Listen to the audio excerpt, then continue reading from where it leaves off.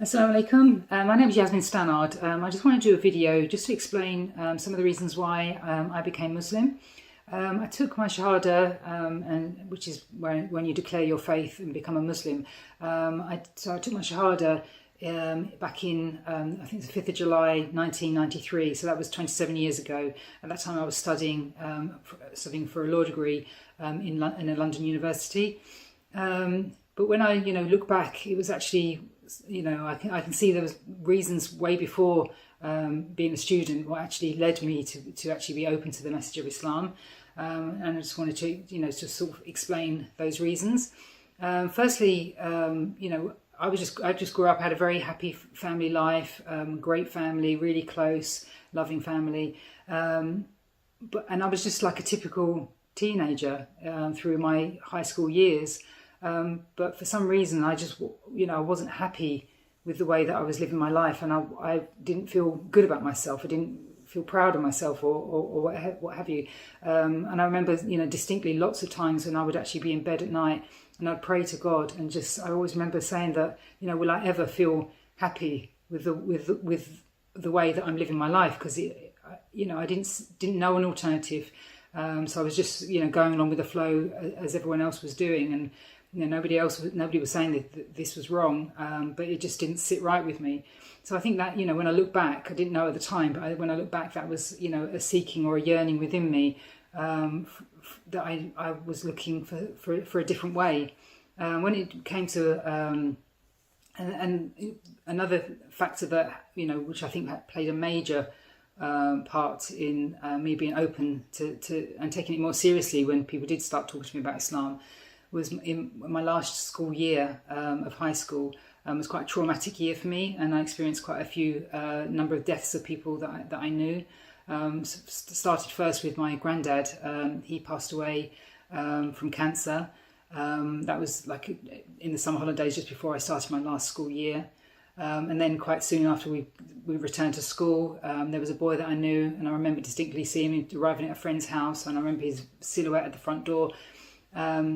He fell off his motorbike in wet weather, got hit by another car, and within days he'd passed away.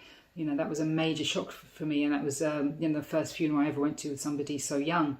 And then again, a couple of months later, there was a girl, again, I remember seeing her walking in the playground. The next thing I heard, that she'd had an asthma attack in the doctor's surgery, and she passed away. So again, that was another huge shock. This girl was even younger than the boy that previously passed away.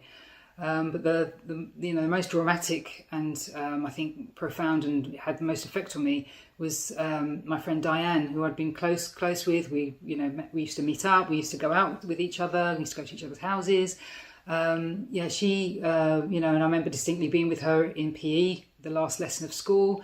I remember spending time with her after we'd changed after PE, and mucking around and laughing, and I remember her distinctly saying, "Oh, that's so funny," and then parted our ways. And the next time I saw her, she was laying on the floor in the road. She'd been hit by a car, and she just wasn't in a good way at all. A teacher had to come and give her mouth resuscitation. I gave her my coat for her head, which actually was her sweater that we'd switched. I saw her being ushered into the ambulance. I saw her hand drop. She was wearing, quite a few of my rings that we'd sort of like switched with each other. And that's the last I saw of her. And then, days later, she had also passed away. And I think because obviously she was so much more closer with me, and again, it was just like one month after month, another, death happening. It was just had such effect on me, and I just didn't know how to process it. My biggest question was, what happens after you die? I mean, nobody had ever spoken about it. Nobody had ever told me. I'd never been presented any information about what happens, and it just scared me so much. And I think I did actually go through probably would have been classed as depression for about a year, where I just couldn't sleep with the light off. And I just had so many questions, but no answers. So I would go to the library, and at that time, all I could think of is like near-death experiences. So I would, just consume books about people explaining their near-death experience, and I'd look into clairvoyancy, and all things like that. And that did provide me some comfort, but it stayed with me for a long time. And I think that was, and the biggest lesson I learned from that is that there's no guarantees in life. You're not going to live until your 80s. There's absolutely no guarantees. It could be, you never know when your last day is upon you. So that was like a huge lesson. And I just remember being so sort of alone in the world. I just recognised my insignificance and my, there's just this major world, and I just didn't understand it. That did have a profound effect on me. It had a profound effect on my personality. But it probably wasn't until I got to university and I met Muslims where, I think, when they started presenting me information about Islam, it just filled a void within me that I didn't even know, I didn't know I had this void. But, when they started telling me information, it just made so much more sense. I think to me now, I think you can't understand this life without understanding the hereafter. When you see the injustice in the world and whatever, there has to be accountability in another realm, because there is no justice in this world. Not everybody gets the justice in this world. And also it was actually the actual prohibitions that spoke to me. And I just, there's in Islam, there's just such a comprehensive way of life.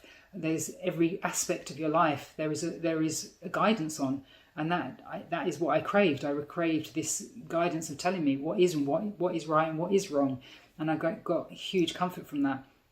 And and I think like the prohibitions, I could see that if I had those prohibitions, they would have been a protection for me. There were so many times in my life where things happened, or things I got into, or things that happened which I didn't feel great about, and then I could see that if I was living by these rules, then I would have been protected from these things that had affected me in my life.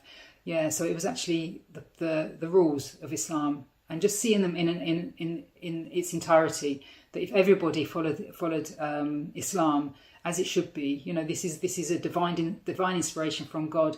He's put creation on the world, on the earth, and he's not just going to leave them there to just make up their own rules. He's going to give you an instruction book, and for me, the Quran was that instruction book, and the rules from the sayings of the Prophet Muhammad Sallallahu Alaihi Wasallam were, they gave us all the instructions that we need. And I think when I finally decided to take my Shahada and become Muslim, I think on that day the best advice that I was ever given was, don't judge Islam by the Muslims. Nobody from whatever religion is ever going to be a perfect representation of their beliefs. Everyone has good days, bad days. Everyone's a baggage of their past experiences that they're trying to grapple with and get over. So there are times when that things haven't gone as they should, and things haven't gone as you would expect in if everybody followed Islam as it should. But I always took it back to, well, what does the Quran say? What are Muslims supposed to be like? That is how you judge the religion. And in this day and age, you can't get your information from the media and how Muslims are presented. You have to go back to the sources or speak to actual Muslims. It's so important for us to mix as communities.